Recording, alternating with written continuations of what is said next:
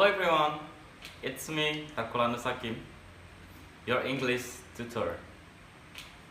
Today we're gonna talk about perfect tense. We have three perfect tense here. First one is past perfect tense. The second one is present perfect tense and also future perfect tense. Now let's go on to the slide.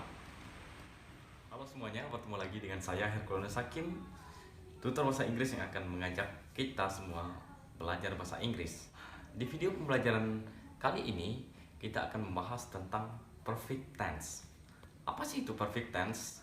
Untuk lebih jelasnya, mari kita perhatikan slide. English literature for 11th grade. Past perfect tense, present perfect tense, and future perfect tense. Perfect tense verbs show completed or perfected action. The perfect tense are formed with some forms of the auxiliary verb have. Kalimat yang digunakan untuk menyatakan sesuatu yang sudah terjadi, baik di masa lalu, sekarang maupun di masa depan. Past perfect tense adalah tenses yang digunakan untuk menyatakan bahwa suatu aksi telah selesai pada suatu titik di masa lalu, sebelum aksi lain terjadi. Kemudian untuk pola kalimatnya dapat kita perhatikan kalimat affirmative or positive, subject followed by had followed by verbs 3 or past participle. Untuk pola kalimat positif, maka diawali dari kata subjek, baik itu I, you, we, they, he, she, it, atau nama orang, atau nama benda, ataupun nama binatang. Kemudian diikuti oleh had. Karena dia past, maka have berubah menjadi had. Karena di pola past itu, kita menggunakan kata kerja kedua. Kemudian diikuti oleh verb number 3, atau kata lainnya past participle. Jangan sampai keliru dalam penggunaan kata kerja, karena di sini yang kita gunakan adalah kata kerja ketiga. Untuk kalimat negatif hampir sama. Yang menjadi pembedanya adalah adanya kata not di depan kata had. Subject followed by had, followed by not, and followed by verb number 3 or past participle. And interrogative or questions sentence. Kalau tadi kalimat positif dan negatif itu diawali oleh subject. Berbeda dengan kalimatannya, kita mengawalinya dengan kata modal itu sendiri, had, diikuti oleh subjek, dan berikutnya diikuti oleh past participle atau kata kerja ketiga. Examples. Contoh untuk kalimat positif. She, she di sini posisinya sebagai subjek. Had, perhatikan polanya. Subjek diikuti oleh had, diikuti oleh kata kerja ketiga, ya, studied. Studied itu adalah kata kerja ketiga. She had studied English before she moved to Sintang. Jadi dijelaskan tadi bahwa past perfect tense itu adalah untuk menyatakan sesuatu yang seharusnya sudah terjadi di masa lalu sebelum kejadian lain terjadi.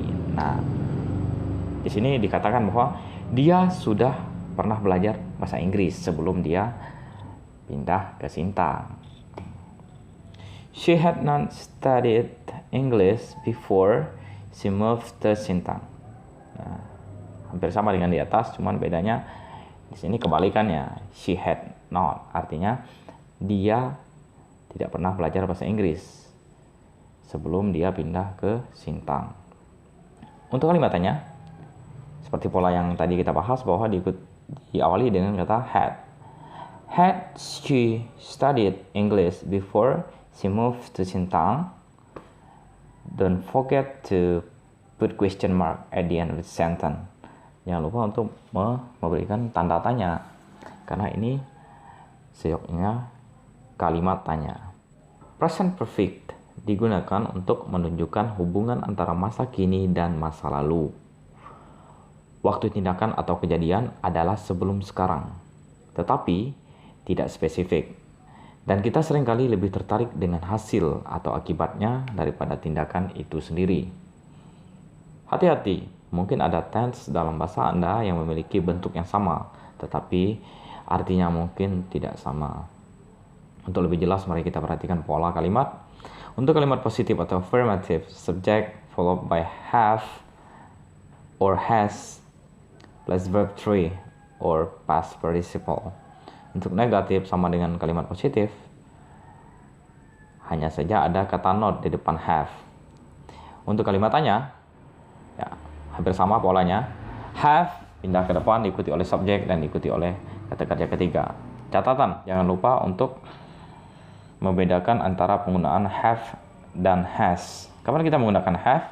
Kita gunakan have ketika subjek adalah I, you, we, and they. Sementara ketika subjek he, she, dan it, kita menggunakan has. Nah, ini merupakan subjek have dan walk adalah verb number 3 dan seterusnya. Sama halnya dengan kalimat negatif I haven't. Nah, yang membedakan ada kata not di depan have. Untuk kalimat pertanyaan, tinggal dipindahkan saja posisi have dan subject. Jadi have terlebih dahulu, followed by subject, and followed by verb 3. You have walked. You haven't walked. Have you walked? He has walked. She has walked, and it has walked. He hasn't walked. She hasn't walked. Has it walked? Has he walked? Or has it walked? And so on and so on. Next. Future perfect tense. Future perfect tense merujuk ke kejadian yang sudah selesai di masa depan. Nah, jadi kira-kira kejadian ini akan selesai di masa ini. Seperti itu. Bisa dikatakan pengandaian. Saat kita menggunakan tense ini, kita membayangkan diri kita di masa depan dan membicarakan kejadian atau tindakan yang akan selesai pada waktu setelah sekarang. Tense ini sering kali digunakan bersama ekspresi waktu. Untuk kalimat positif, dapat kita perhatikan polanya diawali oleh subjek,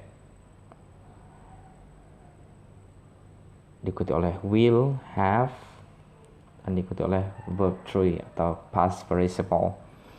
Untuk kalimat negatif sama, yang membedakan ada not di depan have, will have, dan kalimat tanya will-nya ke depan. Kemudian diikuti oleh subject and verb 3. Examples.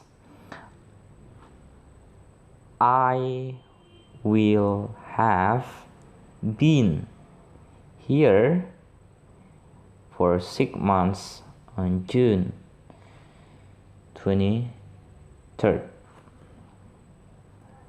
I itu sebagai subjek, kemudian diikuti oleh will have.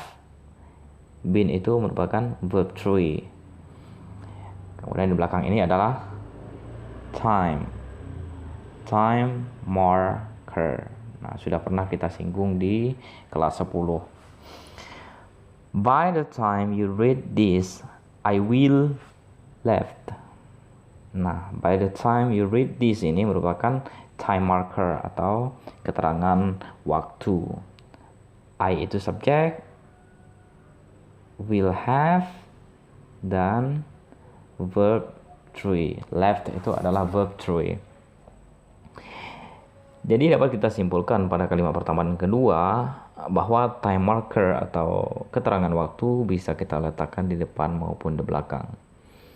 You will have finished your report by this time next week. By this time next week itu adalah merupakan time marker.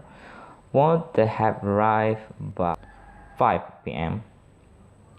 AM, Untuk kalimat tanya diawali oleh will. Kemudian you have and verb 3. Dari kalimat ini dapat kita simpulkan bahwa untuk kalimat tanya, will have tidak selalu menempel, melainkan hanya will yang berpindah ke depan, sementara have-nya tetap setelah subjek. Will you have eaten when I picked you up?